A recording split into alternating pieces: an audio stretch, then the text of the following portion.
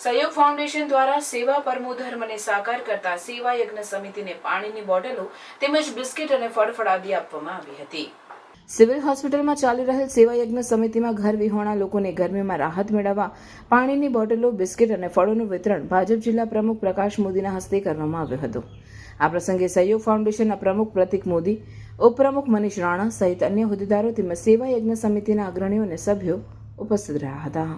સેવા યજ્ઞ સમિતિ એમના કામો પણ અમે નિહાળ્યા છે અને આ દર્દીઓ માટે સુંદર મજાની રહેવાની વ્યવસ્થા કુલર, પંખા સાથે કરેલી છે અને એમનું જે ભોજન બનાવવાનું જે રસોઈ ઘર છે એની પણ અમે મુલાકાત લીધી છે.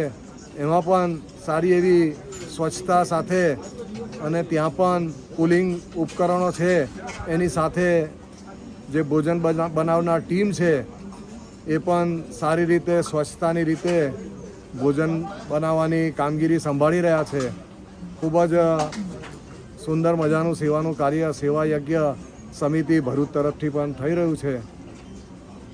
અમે આ સેવા યજ્ઞ સમિતિ તેમજ સહયોગ ફાઉન્ડેશન ટ્રસ્ટને ખૂબ ખૂબ અભિનંદન પાઠવીએ છીએ.